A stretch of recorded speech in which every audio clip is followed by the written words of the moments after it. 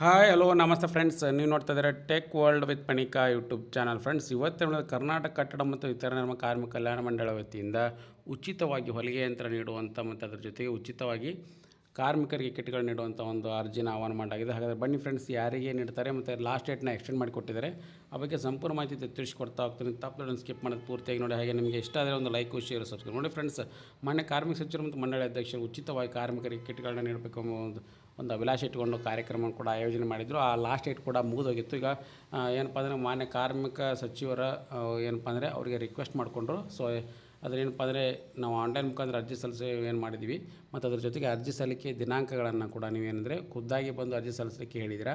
So ಹಾಗಾಗಿ ನಾವು ಕಚೇರಿಗೆ ಬಂದು ಖುದ್ದಾಗಿ ಅರ್ಜಿ ಸಲ್ಲಿಸಬೇಕಾಗಿತ್ತಪ್ಪ ಅಂದರೆ ಲಾಸ್ಟ್ ಡೇಟ್ನ ಎಕ್ಸ್ಟೆಂಡ್ ಮಾಡಿಕೊಡಬೇಕು ಅಂತ ಹೇಳಿದರು.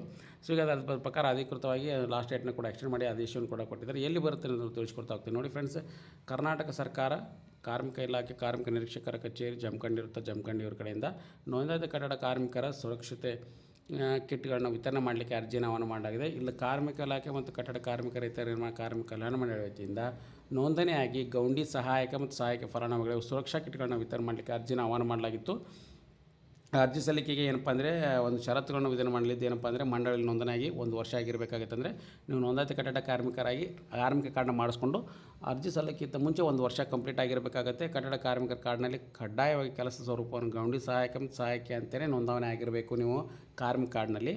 ಹಿಂದಿನ ಅವಧಿಯಲ್ಲಿ ಸುರಕ್ಷಾ ಕಿಟ್ನ ತೆಗೆದುಕೊಂಡಿರಬಾರ್ದು ಮತ್ತು ಅರ್ಜಿದಾರರು ಕಾರ್ಮಿಕ ಕಚೇರಿಗೆ ಬಂದು ಖುದ್ದಾಗಿ ಅರ್ಜಿನ ಪಡ್ಕೊಂಡು ಹಾರ್ಡ್ ಕಾಪಿನ ಪಡ್ಕೊಂಡು ನೀವು ತುಂಬಿ ಫೋಟೋ ಹಚ್ಚಿ ಎಲ್ಲ ಡಾಕ್ಯುಮೆಂಟ್ಸ್ನ ಹಚ್ಚಿ ಸಬ್ಮಿಟ್ ಮಾಡಬೇಕಂತ ಹೇಳಿದರು.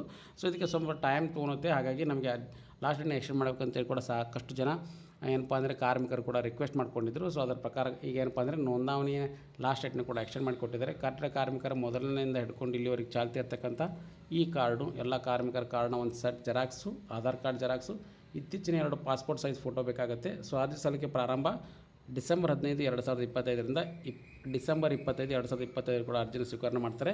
ಕಾರ್ಮಿಕ ಕಾರ್ಡ್ ನೋಂದಣಿ ನೀವು ಆಗಿ 1 ವರ್ಷ ಆಗಿರಬೇಕಂತಾರಲ್ಲ, ಅದು 2015ರಿಂದ 2020ರವರೆಗೆ ನೋಂದಣಿ ಆಗಿರ್ತಕ್ಕಂಥ ಕಟ್ಟಡ ಕಾರ್ಮಿಕರ ಅರ್ಜಿ ಸಲ್ಲಿಸಲಿಕ್ಕೆ ಅವಕಾಶ ಮಾಡಿಕೊಟ್ಟಿದ್ದಾರೆ. ಸೊ ಹಾಗಾಗಿ 15/12/2025ರಿಂದ 25/12/2025 10 ದಿನಗಳ ಕಾಲ ಮತ್ತೆ ಎಕ್ಸ್ಟೆಂಡ್ ಮಾಡಿ ಹೊಡಿದ್ದಾರೆ.